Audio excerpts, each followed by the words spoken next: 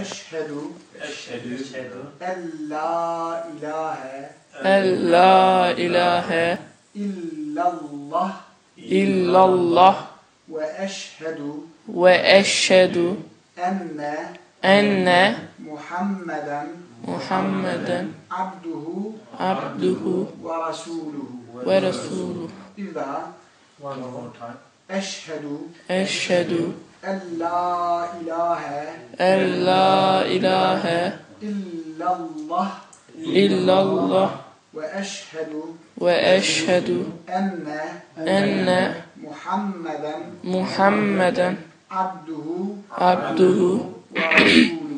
ve resuluhu.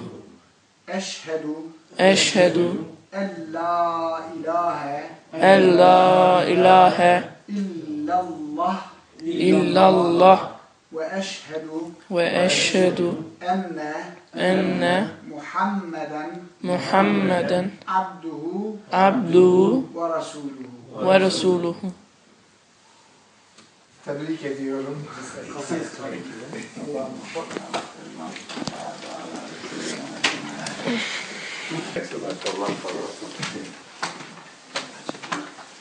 Assalamu alaikum.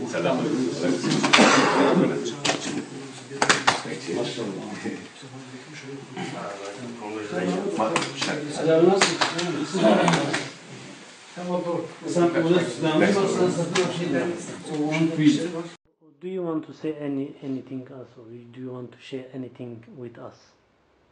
Well, For anything. yeah, as I said, I'm grateful for the welcoming hands, that this mosque especially has given me from the time, I was introduced to members of this mosque, and things haven't changed from that time, irrespective of the fact that we may see each other once every few months, but the welcoming hand has always been, and for me it's such a blessing, one, to convert, to this religion, and second of all, to be in a predicament where I finally, had my partner as my wife in the very place that has given me a welcoming hand, from day one, which if I look back, it's probably some few years back now, So yeah, overall, all I'd like to say is thank you very much, and I hope I'll be a part of this mosque in many more years to come. Inshallah. Inshallah. And you are very Elhamdülillahi Rabbil alemin ve salatu ve selamu ala seyyidina Muhammedin ve alihi ve sahbihi ecmaîn. Sorunu bu kardeşimizin İslam'a girişiyle, şehadete getirişiyle ilgili siz bizimle ne paylaşmak istersiniz? Benim paylaşacağım şudur: ben hayatımda ilk defa böyle bir şeye şahit olduğum için ben Allah'a hamd ediyorum, şükrediyorum. Çok Allah'ın bir minneti olarak üzerimde kabul ediyorum. İnşallah böylelerini çok göreceğiz, bu mutlu ortamları. Söyleyeceğim bu konuda budur. Elhamdülillah bunlar karanlığı terk edip nuru seçtiler. Bunlar batılı terk edip hakkı seçtiler. İnşallah öyle bir şeye vesile olmuşuzdur.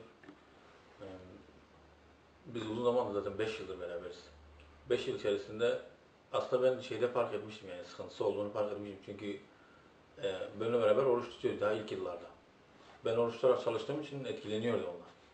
Niye tutuyorsun? Böyle tutuyorum. O da tutmaya başladı birkaç sefer. Hatta bir sefer 8-10 gün tuttuğum.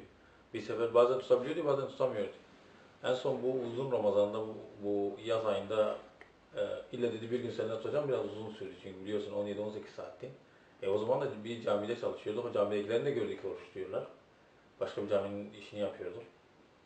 Oradan da biraz etkilendi. Eşinin etkisi var, çevrenin insanların aradaki sıcaklığın etkisi var. Vesile olduysa Allah birazcık hayrımız ya da şeyimiz dokunduysa, katkımız olduysa Hıtayım Beşkoletika ve ne mutlu herkese. Allah-u Teala hayrınızı kabul etsin. Amin cümlemizin.